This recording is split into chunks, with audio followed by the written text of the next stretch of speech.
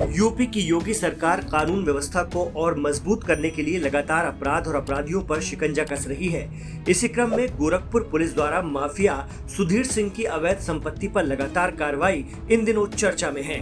माफियाओं के खिलाफ जारी अभियान के तहत सुधीर सिंह की 200 करोड़ की संपत्ति कुर्क कर ली गई है।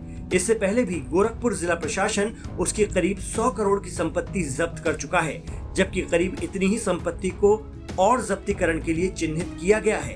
गोरखपुर के टॉप 10 अपराधियों में शामिल माफिया सुधीर सिंह फिलहाल गोरखपुर जेल में बंद है। बताया जाता है कि इस बदमाश का नाम उत्तर प्रदेश के टॉप 61 बदमाशों में भी शामिल है।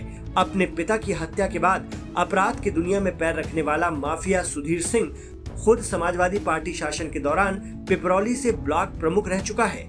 इसके अलावा इसने साल 2022 के विधानसभा चुनाव में बीएसपी के टिकट पर विधानसभा चुनाव भी लड़ा था। हालांकि इस चुनाव में उसे हार मिली थी। इस बदमाश के खिलाफ गोरखपुर, महाराजगंज और लखनऊ जिले के अलग अलग थानों में हत्या की कोशिश, आर्म्स एक्ट, गैंगस्टर और गुंडा एक्ट के 40 से ज्यादा मुकदमे दर्ज हैं।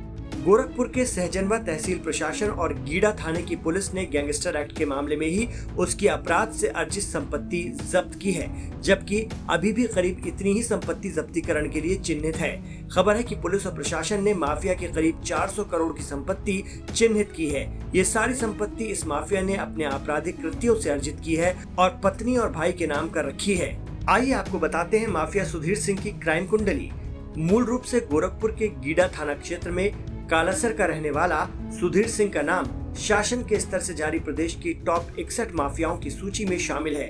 वहीं गोरखपुर के टॉप 10 बदमाशों की सूची में भी इसका नाम सबसे ऊपर है। पुलिस के मुताबिक 90 के दशक में सुधीर के पिता सुरेंद्र सिंह की हत्या हो गई थी। उसके बाद वो अपराधों की दुनिया में आ गया और एक के बाद एक ताबड़तोड़ हत्या की वारदातों को अंजाम दिया।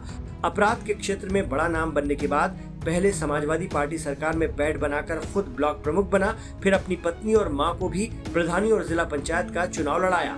2022 में माफिया सुधीर सिंह बसपा से गठजोड़ कर खुद यूपी विधानसभा चुनाव में भी उतरा, हालांकि वो चुनाव हार गया। माफिया के खिलाफ कोर्ट से लगातार कई गैर जमानती वारंट जारी होने के बाद पुलिस ने 50,000 रुपए का इनाम घोषित कर घेराबंदी तेज कर दी। इसी बीच उसने 20 मई 2023 को सहजनवा के कोर्ट में सरेंडर कर दिया, लेकिन माफिया के गुनाहों से अर्जित लगभग 500 करोड़ की संपत्ति पर यूपी सरकार ने कार्रवाई तेज कर दी है। ये यूपी से माफियाओं को उखाड़ फेंकने का महाअभियान है।